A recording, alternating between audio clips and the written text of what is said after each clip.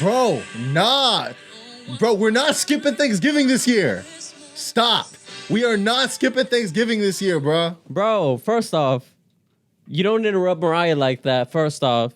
Second off, I mean, bro. Yo, fuck your Christmas spirit, dog.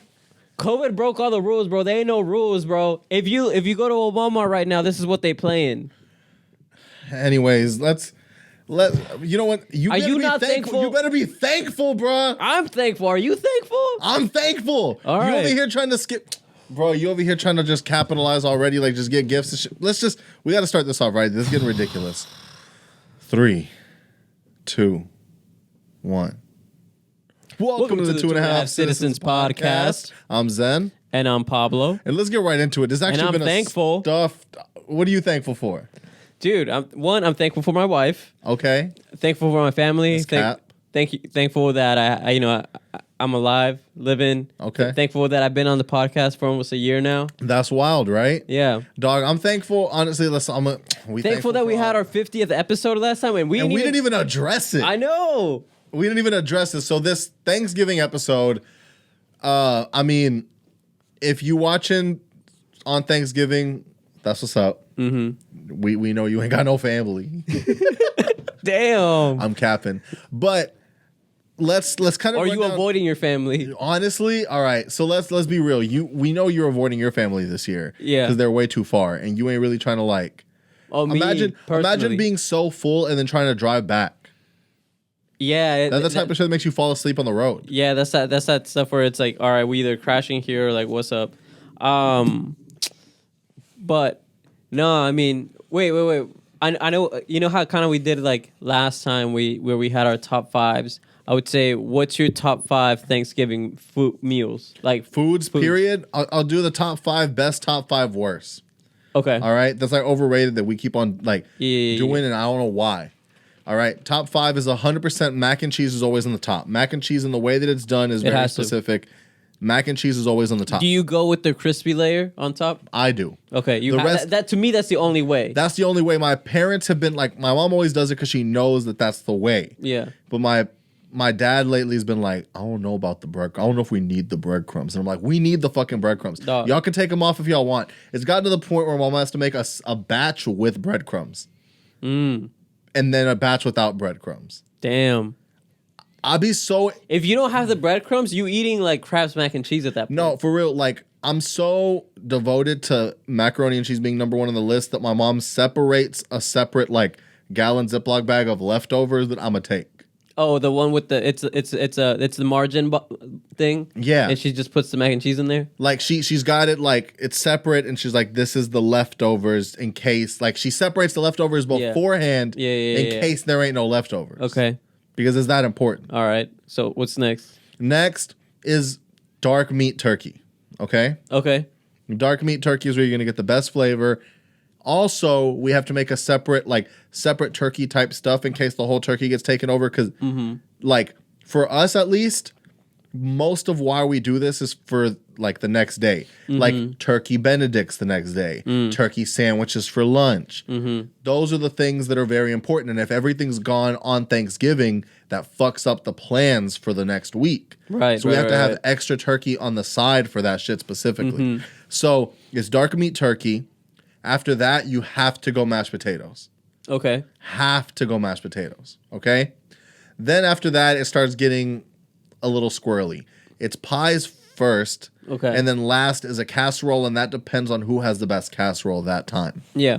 Like broccoli and cheese casserole is always a big hit. And I know that we talk about our Hispanic heritage a lot, and right now we're being very this is the Caucasian in us talking. Because these are dishes that you're not going to eat at a Mexican Thanksgiving. But we don't really have Mexican Thanksgivings like that. I'll tell you what happens for Mexican Thanksgivings, but we got to go down the 5 worst. So, fuck a stuffing. Who the fuck? Like, no one actually eats that shit. Dressing over stuffing. If you actually... I hate both. I don't care for either. You don't like dressing? Who the fuck... Like, it's the same. One's inside the bird, the other one's off the side. If you eat it, the one that was in the bird's ass, you foul. If you eat the one that was just baked, the other one's literally just a casserole, dog. It's just I'm cool on it. It's literally baked bread with meat and herbs. Yeah, I'm cool on that. And vegetables. I'm cool. I don't need to be eating a crouton casserole, dog.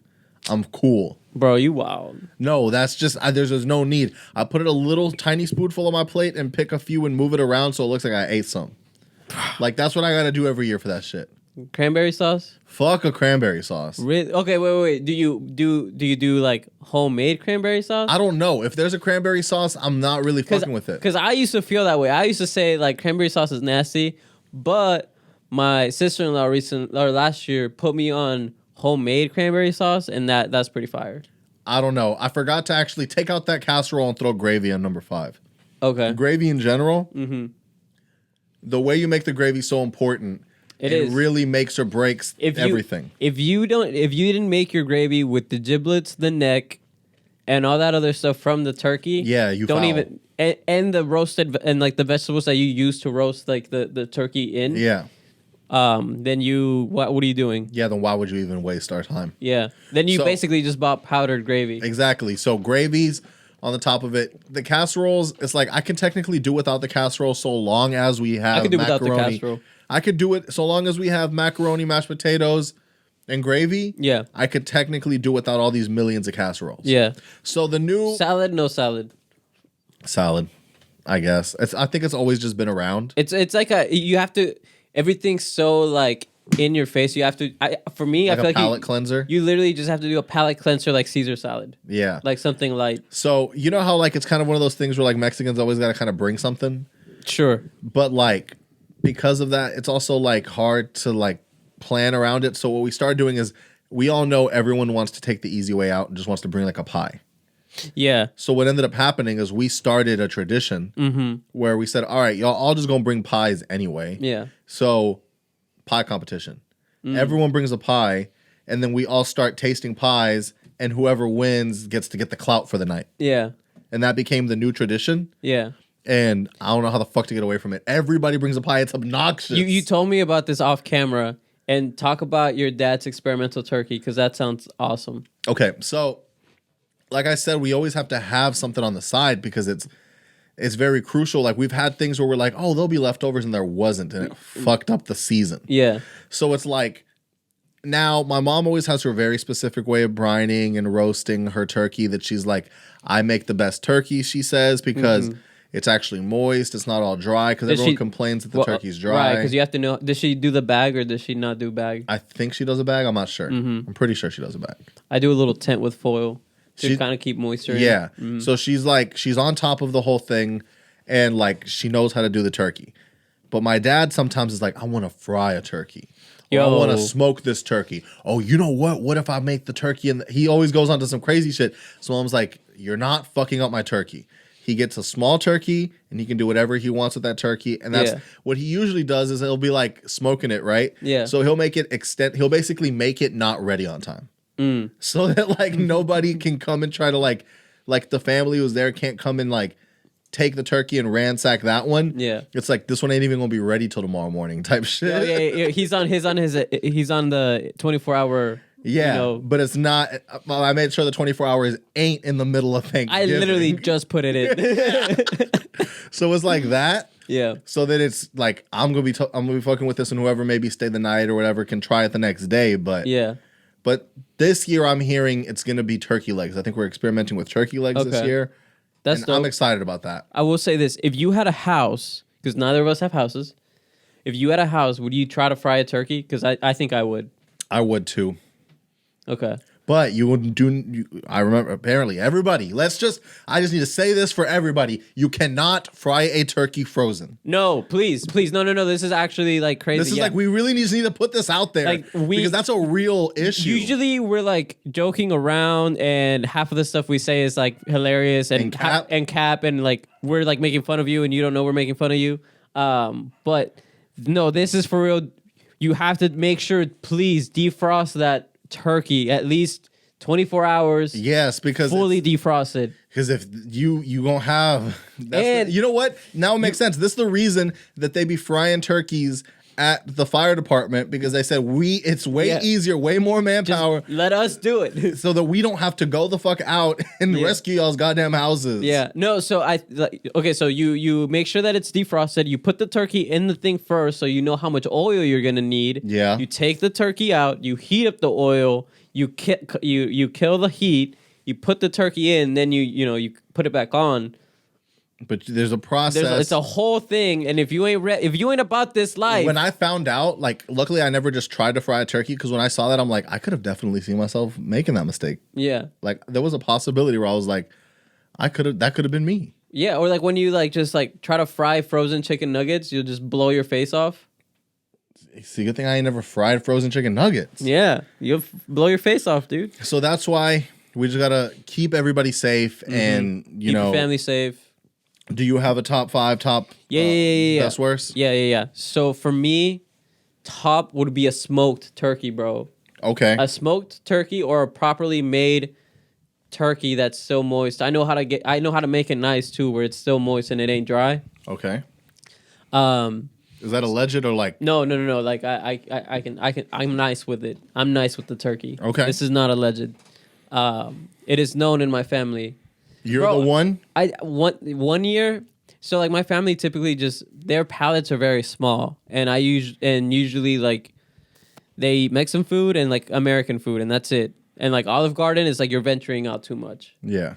That's like special occasions and one year, dude, I just had one Thanksgiving where I basically said everyone, hey, pay me this much and I'll get all the ingredients. I'll make everything.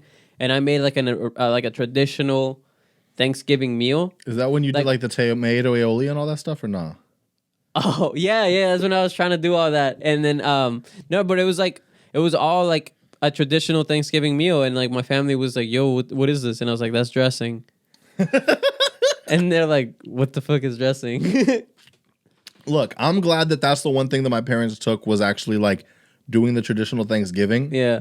Because Alicia's family never really did all that. I mean, think about it, bro. We immigrants, like, Thanksgiving didn't mean anything to me until I liked cook. When I found my love for cooking is when I started giving a crap about Thanksgiving. Other than that, I didn't really care. And so most families, I guess, don't. And I didn't realize that because we always did. Yeah. And so, like, I remember them being like, yeah, no, they're making some Thanksgiving stuff. They're getting some rice ready right now. I'm like, rice? Yeah. Yeah, that's how it was with me. I was like, wait, literally what? 1 year we ordered like Chinese takeout.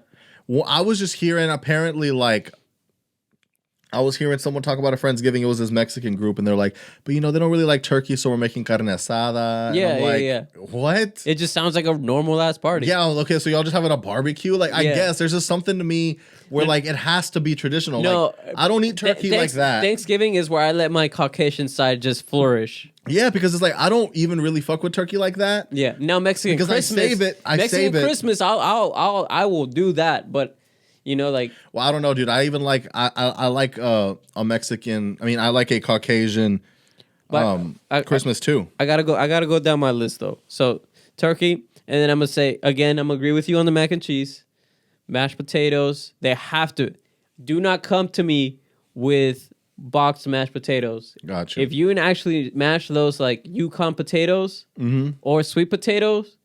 Don't talk to me. Don't even try to put that on my plate. How many herbs were there in there? How many herbs did you put in those potatoes? None? No fresh parsley in there? Did you eat freshly parceling those potatoes? Bro, I chop up parsley. I put them in my mashed potatoes. Okay. There ain't no thyme in there? They ain't got time for time? If you ain't got time for time, why are we talking? The next item is going to be my mother-in-law's pecan pie.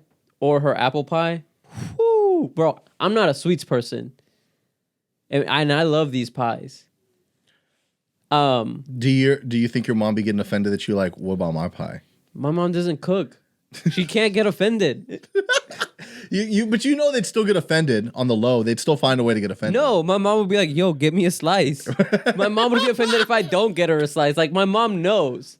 Like, my mother-in-law could have her own bake shop if she wanted to. Like, that's why my mom doesn't get offended, because she's like, yo, I can't compete with this. Like, I don't care. I understand. Yeah, they're on a different league. Yeah, like, yeah, bro. No. And then the last, I would say dressing. And that's like but you like it, but it's on the last of your good list. Yeah. What's on your bad list? Green bean casserole, if you don't make it right, it can be really nasty. For sure. Anything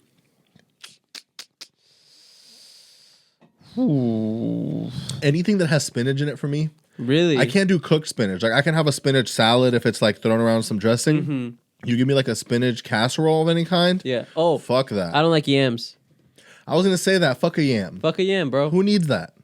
And you put like marshmallows in it. Like that's just disgusting. Like you just made a savory s'more. I'm cool. Yeah. No, I'm cool on that. Yeah, I don't want to do that. But we've gone through all these things, and like, it's weird because like it seems like a weird pivot, but the news this week's been crazy. Yeah, we got to get into some actual topics. Anyway, we're thankful for y'all. We're thankful for the listeners. We're thankful for the fans. For the Lord, praise the Lord. Mm-hmm.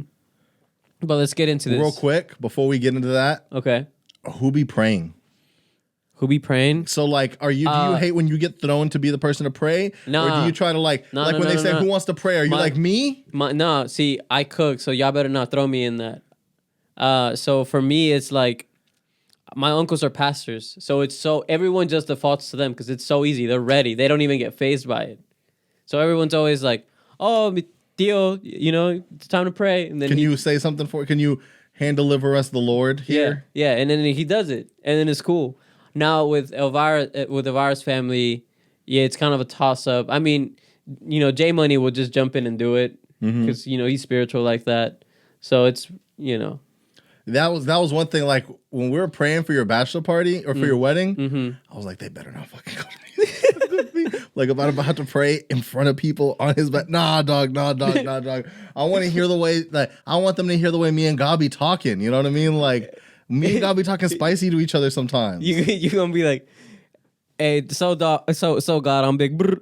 On the on the other fallen homies, I need you to watch out for my still living homie. Yeah. I know that once he gets married, he's gonna be one of the fallen homies too. But like, I just want to bless him in the afterlife. Hey, on you, will you please take care of them? And that's on you, dog. But let's get into a few of these topics. It's been okay. So so let's start with, we've all been talking about this Astro World stuff that's been going on. And so we've been talking constantly about what this is going to mean for the future of these concerts. Right. I've been seeing like other artists be like, hey, we want to watch out for the fans. If someone's like passed out, everyone's being super, super careful right now. Lil Uzi Vert performed a day in Vegas, apparently showed up like 30 minutes late for his set. Okay. And so because of that, I guess he was like, I got to like keep on going. And kept on telling people to go crazier and crazier and crazier. And basically says, like when people were like, people are fainting, he's like, I don't like to take breaks. If it's getting too bad, leave. And I mean, he's got a point.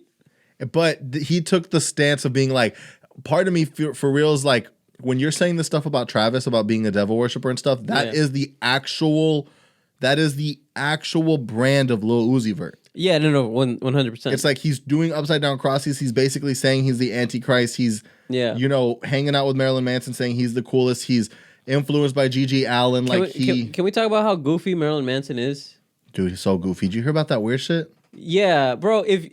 If you are 50, 60 and you still put on that weird ass makeup acting like an emo goth kid that's like 16, like you're goofy, bro. You goofy, but also like if you have this bad girls room where you put girls who don't listen to you in a small soundproof room, that's weird. It puts the lotion in the basket type shit. Yeah, and then it makes me wonder like, what has Kanye and them been, what is Kanye, I just have to call Marilyn Manson them, I don't even know where they at this point. What are they talking about? Because like, what is Marilyn Manson saying that like, because I think back to the Eminem thing, right? Like when Eminem was villainized and so was Marilyn Manson, and Eminem brought Marilyn Manson on stage to be like, look, we're all entertainers here. Yeah. And like, this is entertainment. But when it becomes not entertaining, like if you found out that like Eminem was actually murdering people, like he talked about in multiple songs and shit. Right. If he was really story. Like a weird, like psychopathic, like American Psycho type stuff. But like with Marilyn Manson, okay. Did you hear about his room? Yes. Where it's like he's AIDS and shit. Yeah, like it says AIDS on top of his bed, and it's like there's like blood splatters and like. It's a weird one. So come on, man, you too old for this.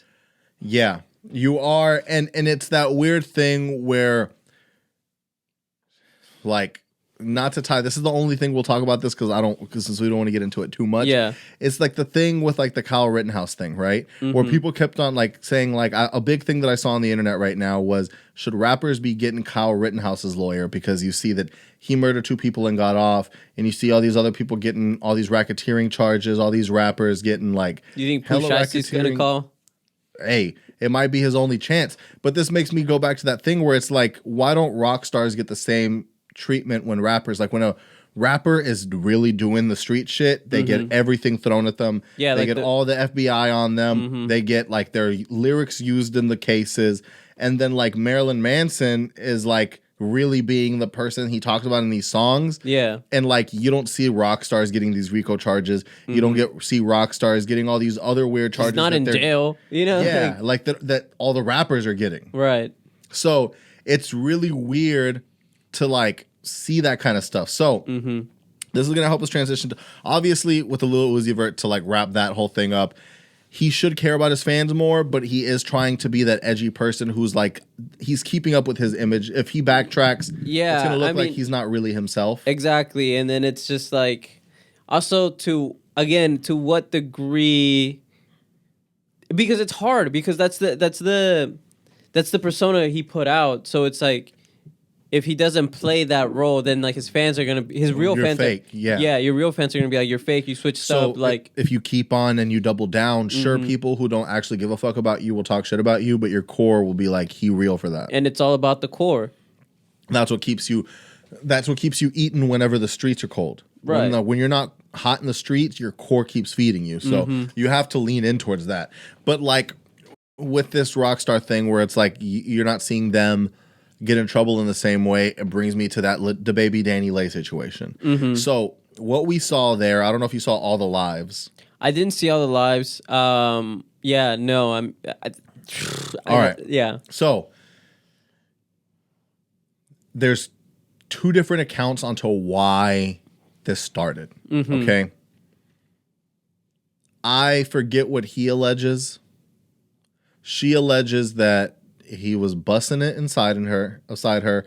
She goes and gets a plan B, and he's all offended, like, why the fuck you gonna get a plan B? Like, you know, like, you ain't trying to, whatever the case is. And he goes, all right, regardless of what caused the situation, it ends with him saying, you gotta leave. You get out of my house. It's his house that she's been staying at. And he basically goes, you gotta dip. Yeah. And she's like, what? I've been here with your baby for 3 months. I just cooked you dinner. And you're telling me to leave? Like, you're coming home to cooked meal and I'm here with your kid and you're saying I gotta leave? So she starts wilding, kind of like, I'm not dipping. So immediately when this happens, the baby then goes, I'm gonna put this on live for the sake of like, I mean, with what he just dealt with. He just dealt with a lot of stuff. He doesn't need the cops. He's basically saying, look, if you're not going to leave, I'm not going to forcefully remove you. I'm going to call the people who can forcefully remove you because I'm not catching any case. You don't want to be the homophobic like wife beater. Yeah. So look, I'm putting this on Instagram Live. You're the one acting crazy. I'm just telling you to leave. So I'm telling you to leave. You're the one acting crazy. You're the one trying to take my phone from me, being all aggressive like that. I'm putting this up on live for my protection so everyone knows. Although they're not wanting to take plan B, if that's real, like if that's the actual thing, that's wild. The baby, like. Well, yeah, that's why she's putting that out. He didn't say that that's what happened. He's saying she's just wilding and all like this kind of stuff. But I'm saying if that's the real narrative, that is the real narrative, it is crazy. Yeah. But regardless, right? That's neither here nor there on a rapper's thing. That's not illegal. Was the baby trying to tell her that he had a vasectomy and he just didn't want to say it, but he was just like, no, you just gotta trust me. Dog. Because I'm starting to apparently hear like that's if you have a baby with a girl who's got money, you basically have no risk.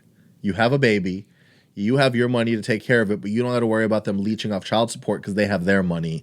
So it even works differently in courts for them and stuff like that. You could actually like talk and be like, hey, like, I'll just pay you this much. And then you also don't, it's mainly unfortunately the mom's responsibility to take care of this kid so you can still go on with your career. You may fuck up her career, but you're fine. You know, so like there's a lot less risk there. And honestly, as you've been seeing in a lot of these situations, it almost seems like a collection. They almost like collect baby mamas like the Infinity Stones, and then once you have a certain amount, like it's a powerhouse. Like, I don't know, for some reason every rapper's got like 3 or 4 baby mamas.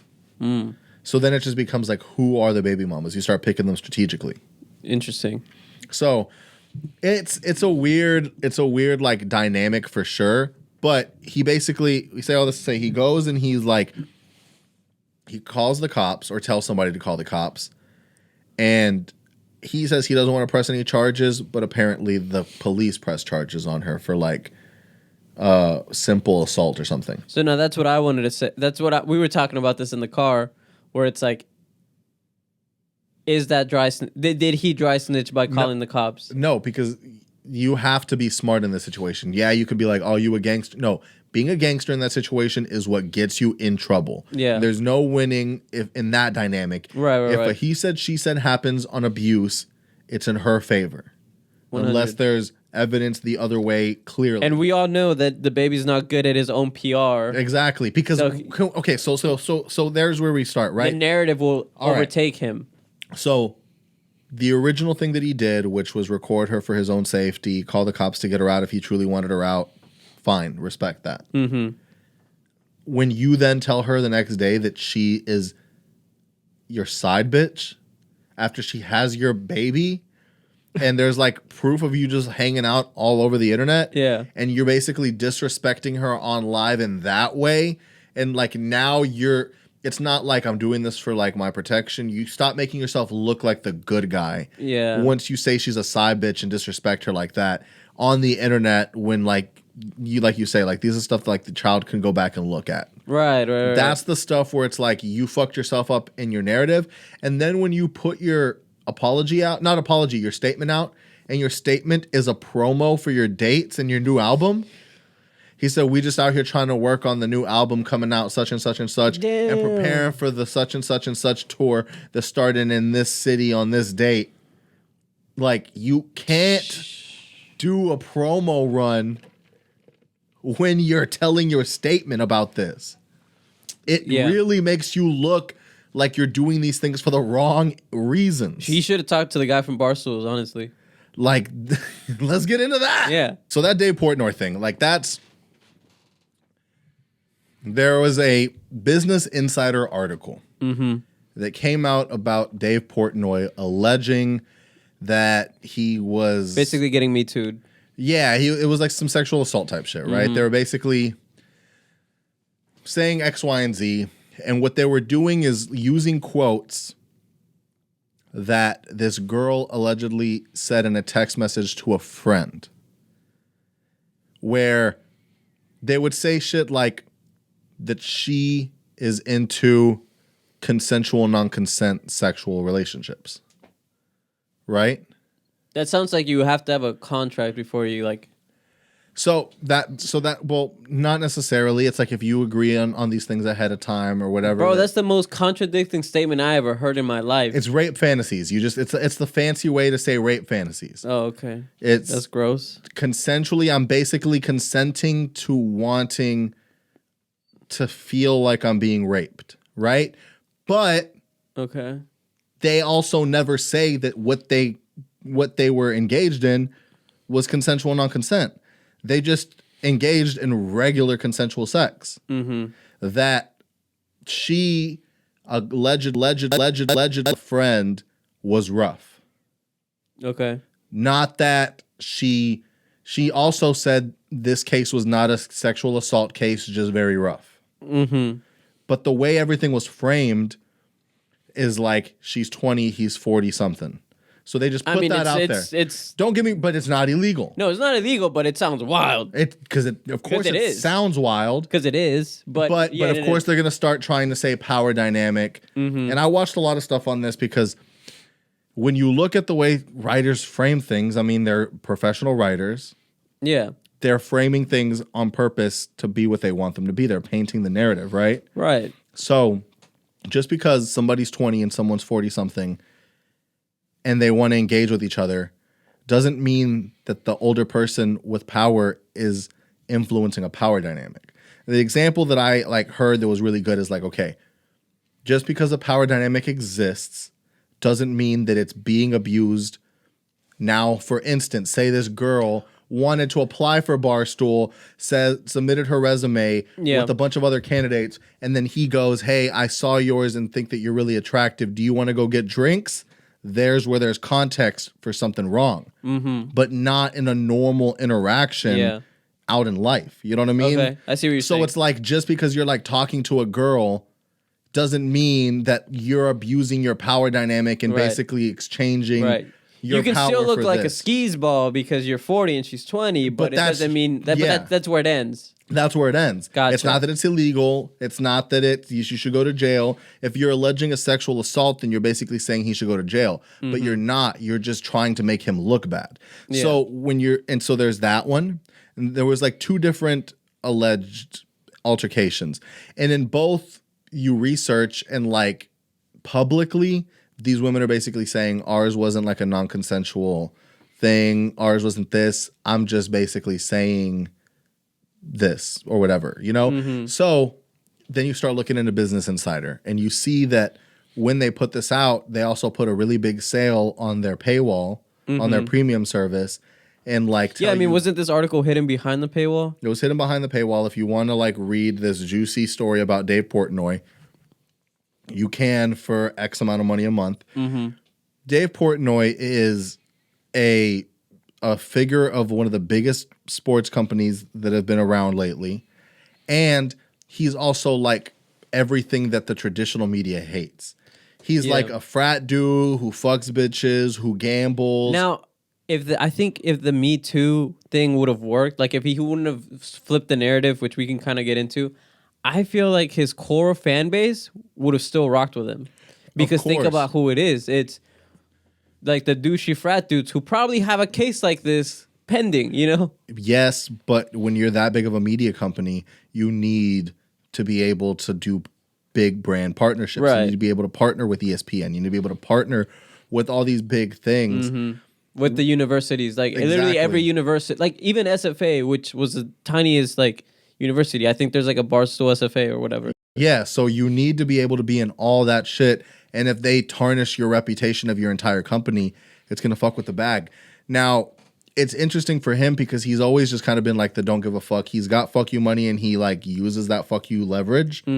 And he didn't play this in a way where he was like, oh, I'm going to like defend. He was just like, y'all are like, he basically is like, I've been in every room that I've been in. So I know the truth. I know what has actually happened.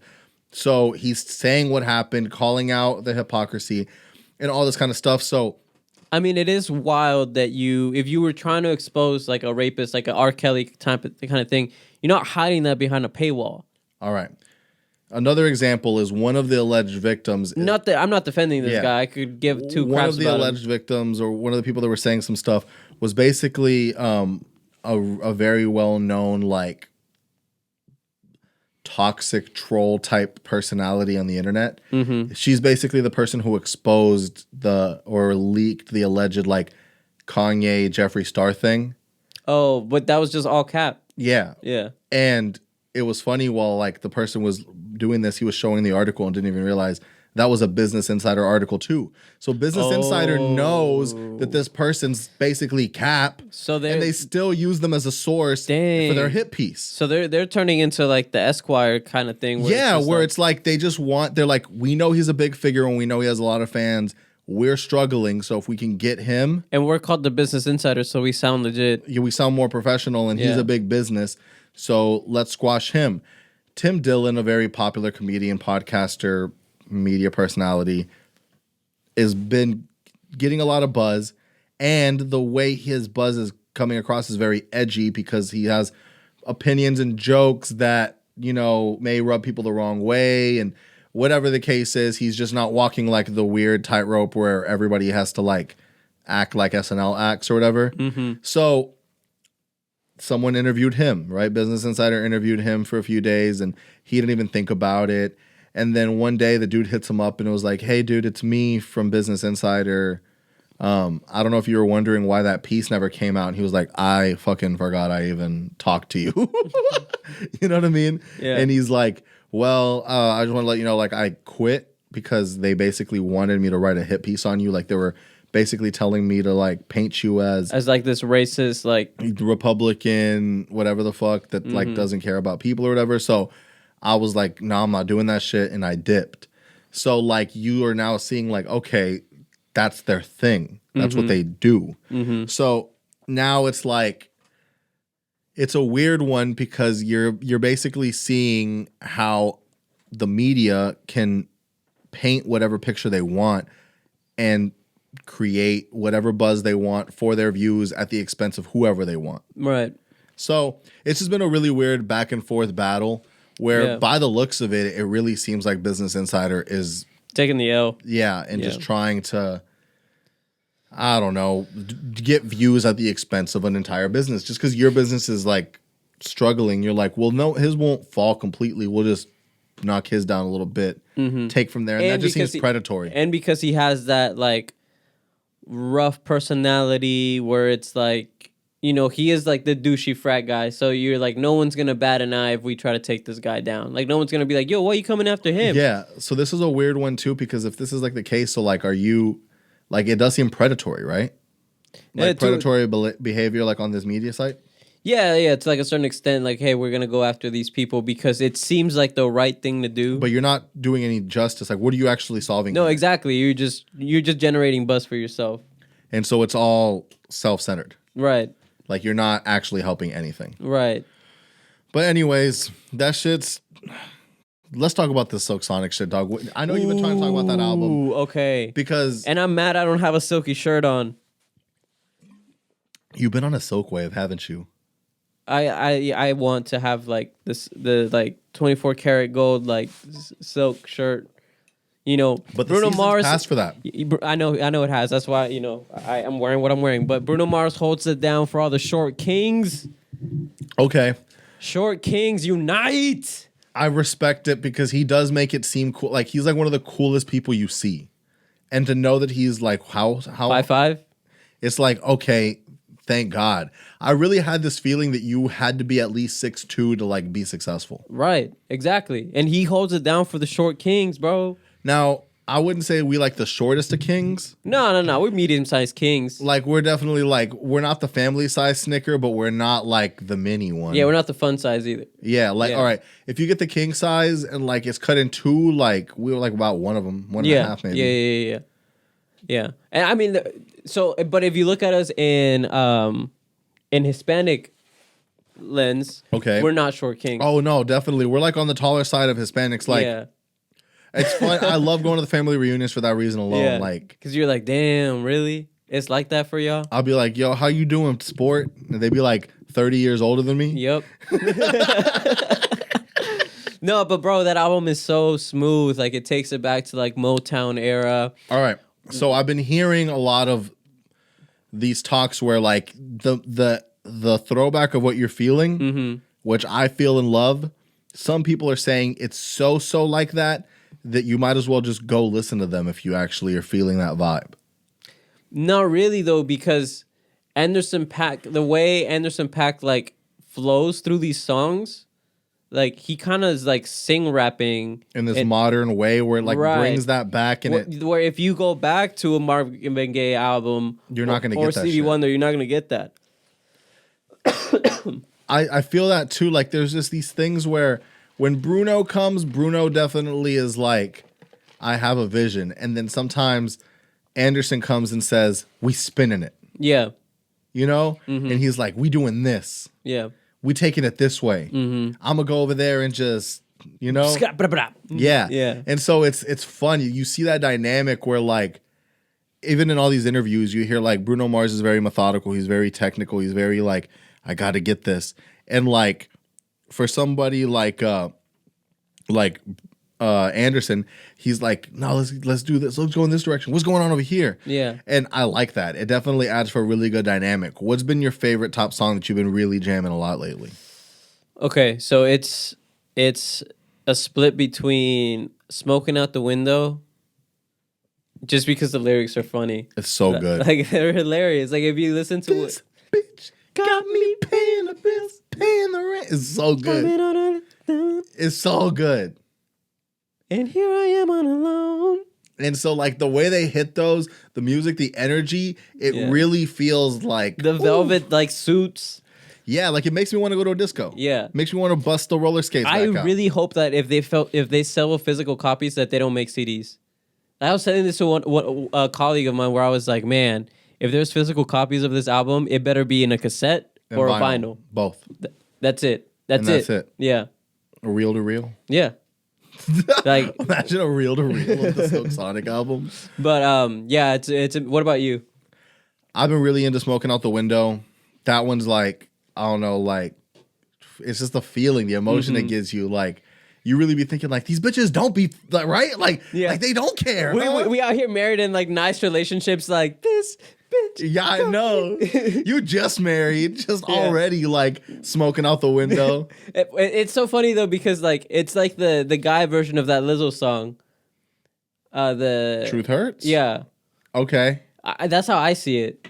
Cause like, bro, like if I were to be jamming that and I'm like, I didn't do anything. Here. I'm right here. What did I do? Like, and they be putting them in that mode. Like, I hate those types of things because right after that, she be going like this at me, and I'm like, then they be like, "Fuck men." They'll be like, "Men are trash." She'll be like, "We ain't do shit." And I was like, "Want to love and respect you." I was like, respectfully, I agree that men have been historically trash, but I'm out here trying. You'll have to. You don't you hate where they like gaslight you so much you got to mansplain? Like, damn, dog, we be toxic. But now I get it with this one song. I get it. I get where that energy's coming from. I'll be in the same thing. I'll be like, yo, fuck these bitches. You ever listen to a Future song and like go home and disrespect your wife? No, that's why I stay away from Future. No, for real, because it's some like that song specifically was straight up like some like like if Future was like back in the 70s, like that's the song he would be making. Yeah. So like, I don't know. Yo, can we talk about how Bruno Mars is pulling off the mustache actually really well? Dude, he always pulled off like looks really well. When he first came out and he was wearing like the fedora covering his hair and like looking like this hipster, I liked the music, but I was like, I don't like this persona. Then I started seeing him like be on some, I'm fucking bitches, I'm snorting coke, I'm wearing gold. Yeah. And I was like, oh. When the 24 karat persona happened. When I was like, oh shit. Yeah. I get it now. Yeah. No, this is what I'm rocking with. This is because at first it was all pussy, dog. Like I ain't going front. Like it was cool. Yeah. Like the music was good. You can count on me. No, it was just stuff like I would catch a grenade for you. I'm like, you simp. You dying over bitches? Stop simping. And then what was the other one? Because it was like, oh, and you're beautiful just the way you are. And now it's like, yo, it's like fake tittied bitches, BBLs, we partying. Yeah. I'm fucking with multiple Versace bitches. all over the floor. And so now I'm like, oh, you cool now. Yeah. But yeah, he out here. Yeah. Speaking on simpin' energy, I asked you this question earlier. Okay. Because Kanye is still out here alleging Kim to be his wife, saying she my wife, we haven't signed the paperwork, she my wife anymore. And now it turns out she's officially with Pete Davidson. Does that make him a simp? Yes and no. It's one of these things where like I think they have decided, they have said this to each other on the low. They're both the biggest entertainers on the planet whose life is about public perception and about like how people view them. And I think they said, look, we're going to be separated and we know what that means. With that being said, things are going to pop up in headlines and we're not going to address them. Okay? We discuss all of our stuff separate because we have the kids. We, figure out how all that stuff's going to go, and we're going to be respectful to each other for our kids because we don't want to disrespect each other, on that level when we have these kids. So there was already all the headlines coming out about whoever allegedly Kanye was dating and moving around with this model that allegedly, he was doing X, Y, and Z with, and then they were together and then not together. And then he out here on Reddit. And then he out here on Reddit looking at the OnlyFans. So we know he's searching. Yeah. You know what I mean? We know he's out here playing the field. And no one really says anything about that. Mm-hmm. And now that Kim is out here with Pete, the reason for it is because the narrative is like, what the fuck is going on with Pete? How does he keep on pulling these badass bitches? Because that's the narrative. Yeah. That's why it's like, yo, what the fuck? Here's what I think. I think Kim is trying to get into the MGK, Megan Fox, the Travis Barker, and Courtney like type of relationship. Yeah, where it's like they're with bad boys. Yeah, because Pete's boys with MGK. Oh shit! So she's in the circle now. Yeah, so she's trying to get in that circle and watch, bro. In like 2 weeks, we're gonna see like weird ass pictures of them like almost having sex. Yeah. How soon do you think? Because here's how we're gonna know if it's real or not. Okay. Fuck, I don't know, because I don't know if Pete's fixed himself on that shit. It really depends on how quick does he get a Kim tattoo. Because he got 3 different Ariana Grande tattoos. But they were already engaged. They weren't engaged yet. I think it was before because everything happened so quick for them. Well, he's getting a lot of tattoos removed. That's what I'm saying. Yeah. So now that he's on the way of I'm getting all my tattoos removed type shit, a lot of my tattoos removed, I wonder if he's like, because back then he was just like getting tattoos all the fucking time. Everything was about a tattoo. Yeah. And now he's like, fuck, let me start getting rid of these tattoos. So I don't know if he's going to be backtracking and throwing random tattoos on again. But you could tell the real shit that was going on with the Ariana Grande thing because you would see those things happen. Yeah. I don't know. Like, everyone said the number one thing that makes this real is the fact that she went to go visit him in Staten Island. That's the bro. That's the that's the like the crazy part about it is because like you're not New York rats don't even go to Staten Island. Yeah, like it's so like that. Why the fuck? Like you're not in Manhattan. You're not in. It's the bastard borough, bro. Like so, it's like for her to just go over there. Mm-hmm. It was like, oh, you know? Yeah. So, do we think this is if this is like the case, do we think that this is like a cap relationship for the sake of her getting in with the squad and promoting? Because look. If it is a cap relationship, it's smart because it does good things for both of them. Because if Travis is being edited out of the show because of what's going on, you need a new bad boy who's the centerfold. Mm-hmm. And Scott's too old and pathetic. And right now, like Pete's the hottest dude right now for like these girls. Right. He's the male Kardashian right now. Where like everything that he does, it's not for his talent necessarily. Like when his movies expand on that out, for a little bit. When okay, the way this is not the way he wants it, but now he has to kind of live in this. Where he's so quiet in a sense that whenever something comes out about him, that is like the biggest push for anything. Mm-hmm. So like, he's not out here doing a bunch of interviews. Right. He didn't do an interview until the day before his special came out. And the reason for that is he knows that everyone's going to watch the special to hear if he addresses anything that he hasn't been addressing. He addressed all the stuff that he wasn't going to be able to address on the special so that it's a mix of, hey, he spoke, and that way everyone knows that he's going to have a special the next day, and that was able to promo him to have such a big debut. Yeah. Because he's not talking all the time about everything. He's not tweeting all the time. He's not posting on social media. So if you want to hear him, if you want to hear what he's got to say, then you got to listen to the special. You got to watch the special.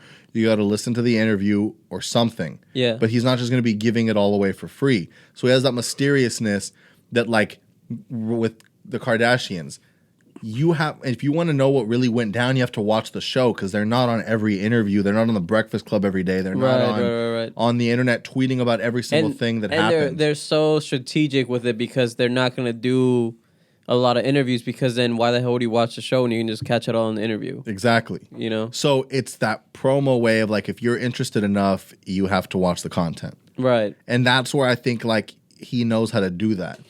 And I think too with Pete is like his clout is getting so big too that like he's on more SNL skits now.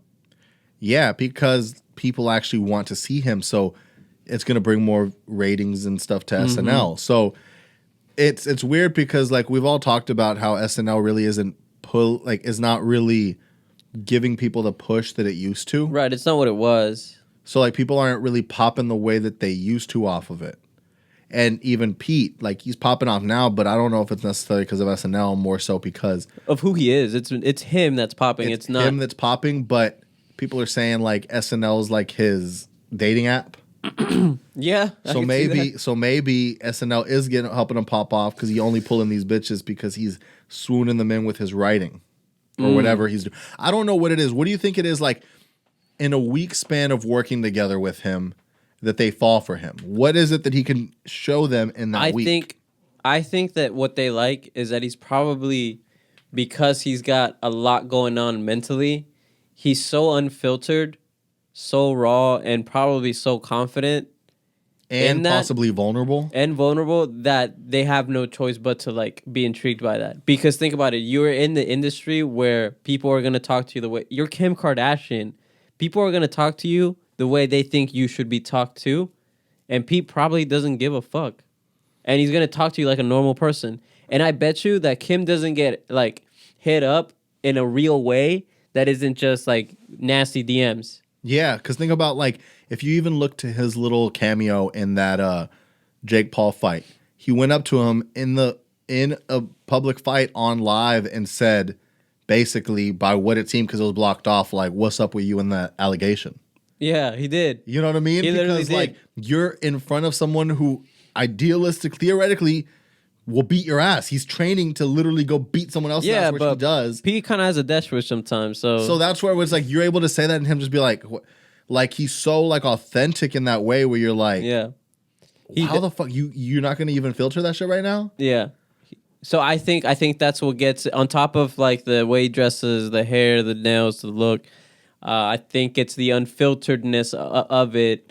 But the security knowing that not only is he going to be unfiltered, he's only going to be unfiltered with you and tell you the truth. He's not going to take your shit and then go post it on social media and like out you or expose you. Like, right. That's not his brand. Right. So you don't have to deal with the messiness. Right, for sure. You just deal with whatever the media is going to say, but you're going to have to deal with that anyway. Mm-hmm. So then you guys just start moving in a way where you guys can control the media. Right. Which they always know how to do. They know how to do that the most.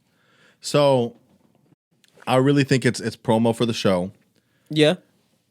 But we'll end up seeing by like how it ends. Like I don't think. Wouldn't it be wild if Pete got her pregnant? He would win the lottery. He would win the lottery if he got her pregnant. That would be insane. She would pay him alimony. Right? Because she's so much richer than him. That'd be so crazy. I don't know if she'll let that happen. I don't know if Kanye will let that happen.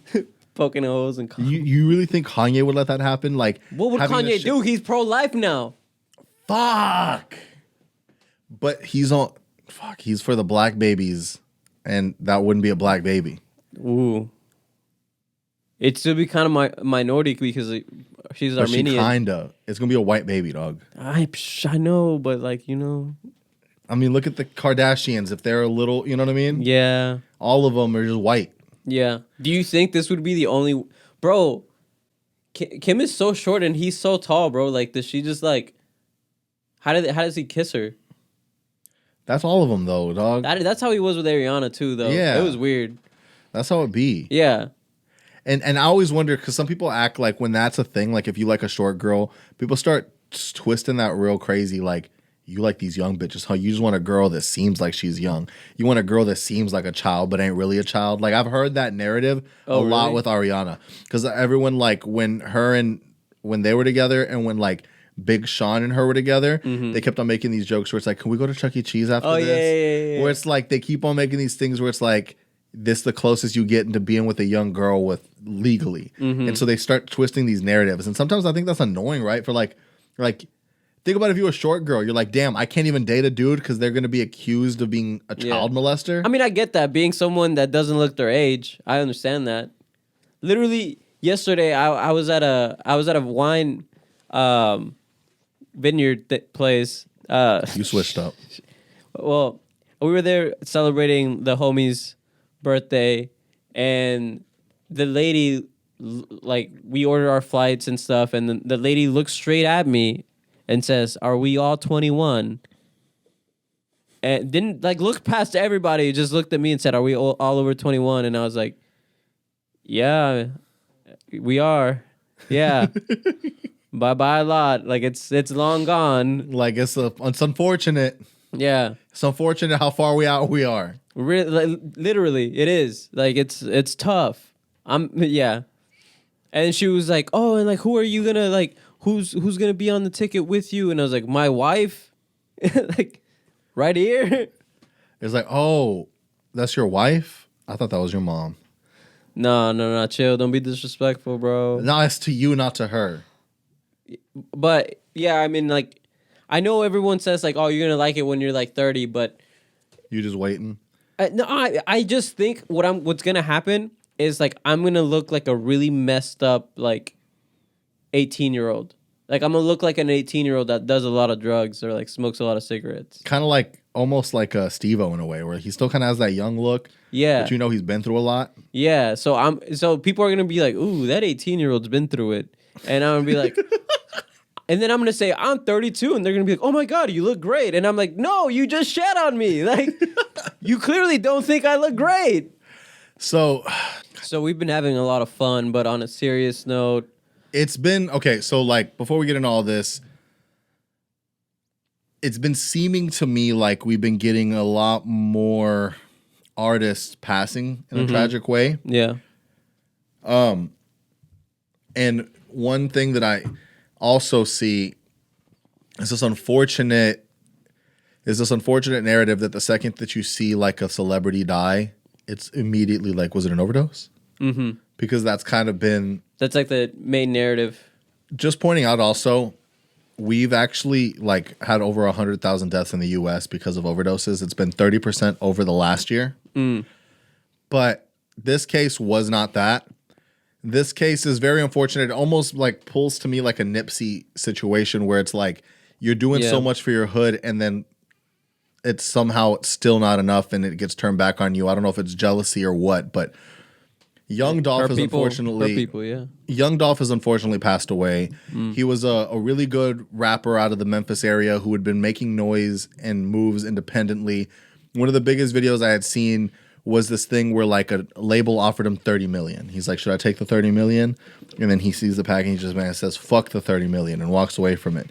Basically saying he's going to stay independent. He owned all his masters. So there's been a lot of back and forths about how independent he really is because he was on a label called Empire, but it seems like it was more sort of a deal somehow, like a distribution type deal where or publishing or something where like, he owned his masters. Distribution since he owned his masters. So he owned his masters, but he was somehow able to partner with Empire probably for marketing and things like that. Mm-hmm. And there's been 3 rappers on that same label that have passed like within the past year or so. That's King Von, Mo 3, and Young Dolph, who have all owned their own masters. And we all know that once an artist passes away tragically like this, it makes fans who weren't aware of them be like, I want to know who this person was, right? And streaming goes up dramatically. Mm-hmm. So it's great to see that at least his family is going to be able to reap the benefits of all of the success that his music's going to get. So now, I mean, I even saw the on my Explore page or whatever. No, on my YouTube like just algorithm, like I saw like a old like 2 years ago like Vlad interview. So yeah, where you're going to start seeing. That's going to be a big thing. People they like repost them. Yeah. So what appeared to have happened is he was at a place called Makita's Cookies in Memphis. Mm-hmm. And just a week or a month ago, he had actually posted a video for them on like it was on their Instagram page where he was like eating cookies and like shouting them out. And he was basically saying, every time I'm in Memphis, I got to pull up here. This is the spot. This is where I go. He's in his like, he's in his iconic camouflage Lambo truck when the incident happens. So it's like he's the only one that's got this car in the city. Everyone knows that he drives that car. And he just said that anytime he's in the city, he's at this cookie spot. Yeah. So he's at the cookie spot allegedly picking up cookies for his mom. Mm-hmm. And there's all the footage now where you see 2 people hop out of a white Mercedes, shoot through the window. You see an associate come out and try to return fire. They take off in the getaway car and flee the scene. And there's reports that he tried to fire back and succumbed to his injuries and died. And so it's unfortunate because when you see the way it looks, like I'm already hearing people saying like you're dealing with somebody who's pulling up in like a white Mercedes. Like, this wasn't like some person just straight out the hood just I mean, it wasn't like a beater like Honda Civic. Yeah, like this was a little more of a hit where it almost seemed like someone else of a position of power to a degree had qualms. There's a lot of speculation where, like, I heard Moneybagg Yo was one of these artists that was like a big artist in Memphis who really wasn't fond of him. 2 years ago was like he had made the block really hot for himself with all that stuff with Yo Gotti. So there's a lot. Was it 2 years ago? I'm not sure, but that's the unfortunate thing with. We just talked about all this stuff about how Kim and Pete could be like, finessing the media's attention to gain popularity for whatever they're trying to put out. But when you're doing that with street politics, you can really make the block hot for yourself in real life, which is where it becomes unfortunate. They always say, leave your city once you've made it. But, like, what, are you never supposed to come back? If your family lives there, you're never supposed to come and visit? Like, what are you supposed to do? And there's also many situations where people have left and died. King Von did not get killed in Chicago. He got killed in Atlanta. You know what I mean? Pop Smoke didn't get killed in New York. He got killed in Los Angeles. And Lil Durk was getting shot at in his home in Atlanta, not in Chicago. And when Young Dolph originally got shot that alleged 100 times, he was in Miami, right? I'm not sure, but I think that I had heard that. So it's like you can't always get away from this shit, And it's really unfortunate when you start seeing all of the real stuff he was trying to do for him and his family. Like, he owned over 100 properties. He was getting his kids every year for their birthday. He would buy them another foreclosed home so that he could, like, just keep on building their property portfolio and just, like, trying to make the best life for him and his family. Yeah. And wouldn't even rap about that because he's still trying to probably keep a street persona and, like, that's like what he's, like, eating off of. But he wasn't even still trying to be in the streets in real life. He was really just trying to make smart financial moves. He owned he was like, didn't he have a label? I'm uncertain about that because that makes me wonder, like, what Key Glock was to him. If Key Glock was an artist of his. Right. Because Key Glock's also an empire. Right. And they were super close. And it's funny that, you were talking about this with your cousin and then he was like, damn, how does, like, he asked you, like, if you. Yeah, like, does Key Glock know? I don't know, dog. Am I supposed to hit Key Glock up and be like, bro, you heard about Dolph? Well, you gotta understand, bro. You're the Mexican academics, dude. But what was unfortunate is seeing what his actual response was, which was deactivating his Instagram, deleting all of his photos. Like, you just put an album out. Yeah, you should be promoting right now, and you can't because you got to mourn your fallen brother. Same thing with like King Von. King Von had just put out an album, was on a promo run, had just left Everyday Struggle, and was like on Twitch with academics later that day, and then like dies the next day. Like, you're just moving around trying to, like, there's, where they say move around like this. You have to make yourself visible when you're trying to promote a project. Right. And it's unfortunate because it's like, I don't know, I don't live in that life. I don't know how the jealousy comes and why people feel like they need to take it to that level. What is really going on that makes people feel like taking someone's life and ruining an entire generation, messing up an entire bloodline, like why that seems to be what's that going to solve? Yeah. Because now your head's on a swivel forever. Right. So, like, let's just say, I don't know how hot the block was, and let's just say Young Dolph's head was always on a swivel. Well, this is the way I've always heard it the best is you just did them a favor. If their head was always on a swivel, they would have had to live the rest of their life with their head on a swivel. The second that you take them out, you inherit that. Right. And now your head's on a swivel until the end. Right. Now you've inherited that. Now fear. You've made the block hot for yourself. Yeah, you inherited the fear. You got them off the hook. They don't have to deal with it anymore. It's a wrap, and now you have to inherit that. Yeah. And now you're going to have that on you forever. Right. You always, until you get taken out or something. Mm-hmm. So it's a really unfortunate, tough situation because it's like, what are you supposed to do? You know what I mean? Right. Like, are you just supposed to, like, never go outside? Exactly. Or, like, always have security on you, but then if you have security on you, then people are like, then you're a bitch and all this stuff. So, I mean, I don't know. The reason he got away from it the first time was because he was in what's it called? He was in a bulletproof car. Which he's constantly moved in and stuff like that. Mm-hmm. And that's the thing is, like, when you become a product of this environment and this is your marketing, and the harder you sound, the better your music does, you cross lines. Mm-hmm. And sometimes people don't want to see that as just internet stuff or marketing. They want to take that more seriously. Right. Soulja Boy has been somehow trying to put himself in this, and I don't know. The way Soulja Boy markets is by doing wild shit because he is independent. So if you want to if you want to go viral and you want like people to pay attention to you, you just say something outlandish and crazy on the internet, and he knows that. Mm-hmm. And people pay attention to you, even if it's to say you're crazy, and even if it's to hate listen to your song or to talk like shit make on fun it, of you. You're getting attention. Right. And he knows that. But using someone's death and using like a very tragic situation is really like not the best way to do it. No, it just looks foul. And to me, the second you put yourself in that, you look thirsty. Not only do you look thirsty, but you cut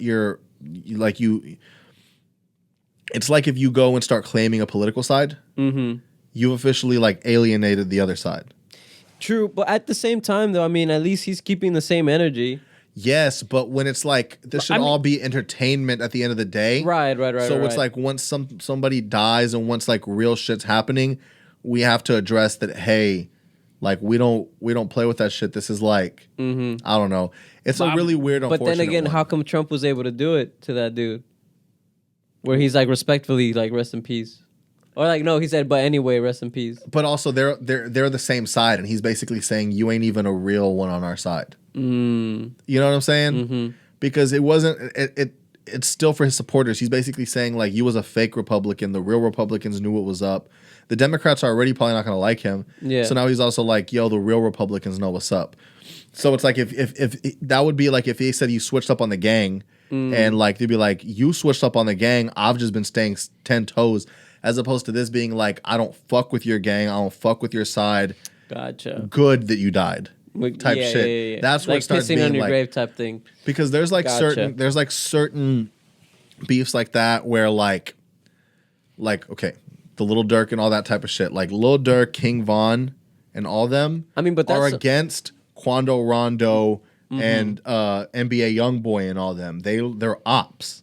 So it's like, as someone who's a big Lil Durk fan, am I like in my head when I see a Quando Rondo song? And I'm like, nah, him and his boys did Von like that. Like I in my head sometimes want to be like, nah, fuck this song. Even though it doesn't matter to me. Yeah. But something in my head says like, I have loyalty to this side. You know what rappers actually know how to beef? Who? Kim and Ye. Which the Cold War is officially over. Drake and Ye? I mean, sorry, Drake and Ye. Which the Cold War is finally over. So Drake and Ye settled their differences, took a picture next to Jay Prince. Yeah, took a picture next to Jay Prince. Cold War is over. It was the moment like when the Bloods and Crips come together and they're like raising each time. And now they're doing this concert in LA for like to free Larry Hoover. Right. So, and for those of you who don't know who Larry Hoover is, he was the leader of the Gangster Disciples and has been in jail for like over 40 something years. He's now 70 and some odd years old. Getting like pushing 80. His sons have never been able to see him. They've only visited him in jail. And under the First Step Act, he is eligible to get out. All of the other people that got locked up with him are now out. And it's one of those things where it's like, he's changed his ways. He's been in there long enough. He's not wanting to call his shots or do anything like that anymore. He hasn't called shots for a long time. Yeah. He just wants to be with his family. And I mean, if you think about like street politics, if he were to go back to the GDs, they're all super young now. They don't even know who he is. Yeah. Like, so it's like the streets have changed immensely. The young kids now, by what you see in all these songs, and what you even hear, they're like disrespectful. They don't give a fuck about like organization. Yeah, they're not gonna listen to an OG and respect their elders. They don't give a fuck. They think it's a young man's game, and that everyone who's old is past this shit already. Yeah. So it's like, and then now they'll probably be like, you was in jail, you was there for a long time, they got you out, you was probably reporting, you was probably... You probably an informant. Yeah, so like, at this point, there's no way he's gonna lead. No one would even like... Yeah. Unless, like, the OGs that are already established, but they're not trying to get in shit, they're just trying to show love and respect. So it's like, it's unfortunate that he's still in, and I'm glad that for one, Kanye is actually like trying to do something, and that like Drake has been like, okay, I get it. We were doing all this stuff for like entertainment and stuff, but you're right. We have a real thing to do out in these streets, and we need to make some change. I just came up with the best idea. What? Do you think Jay Prince can solve the Middle East? No. Bro, think about it. Jay Prince solved the biggest Cold War in entertainment. Yes, but it's like, so who's the political Jay Prince? Because he's the streets, right? Right. Like, I'm wondering, because to me, honestly, Trump was almost like the political Jay Prince, where he would go to other countries and just be wild, and they'd be like, yo, I kind of fuck with this dude. You know what I mean? Because now Biden out here, like, he making everyone mad, dog. Like, every time he goes to another country, they're looking at him like, bro, like, the fella from down under, bro. Dude, it's getting insane. But we got to figure out, because that's the thing, is if we can find out the political Jay Prince, like the global Jay Prince. Just send them places. Yeah. Be like, yo, the block is too hot here. Like, can you go over there? And he just like, I mean, honestly, I think it was like Dennis Rodman for a little bit. You think like, so? I think he hung out with Kim Jong-un. Interesting. Oh, yeah, he did. Bro, can we... All right, back to the whole Marilyn Manson thing.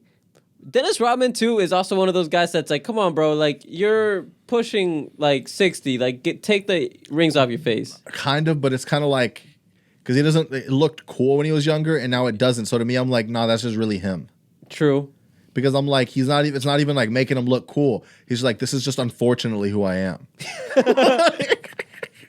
Damn. And no disrespect, Rodman. No disrespect to what you did for the 90s Bulls. And we get it. You were as good as Jordan. Yeah. Allegedly. But with all that being said, dog. Yeah. It's been a hot one this week. Remember your loved ones. Be thankful for them. Make a turkey Benedict the next morning. It's going to be the best thing you ever do. On Go God, outside. Cut a Hawaiian roll. Put that on the bottom. Put some turkey. Put a poached egg. Gravy on top. That last point. Hawaiian rolls or garlic bread? Hawaiian rolls, 100%. What are you talking about? Really? Yes. Okay. You don't do garlic bread for Thanksgiving. You do that with like pasta or some shit. Hey, man. I'm just asking the questions. No, you're asking the question like... I agree. I was just asking. Okay. That sounded like... It was like, why would you even... You know what I'm saying? Okay. Did I make the block hot? It's like you literally... It's almost as if you asked me turkey or ham for Thanksgiving. I just made the studio hot. You made the studio super hot, dog. And you know it's always cold in here. It is always You heated it up. With that being said, y'all be thankful. Thankful for your families. Hug thankful your tias, hug your tias, hug your theos, unless you ain't got any. And of course, hit the like. Squash all the beefs you got. Yo. Try to be the bigger person during the family clapbacks this year. Ooh. Try to squash some of the beefs this year. Tell us in the comments your best clapback. Yeah. Because I want to hear those are my favorite. Yeah.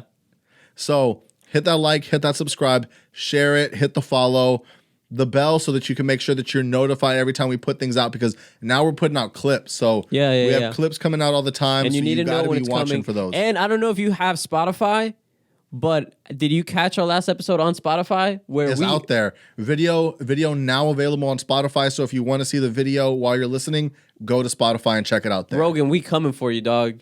Pull up to Anchor, drop the anchor. We out.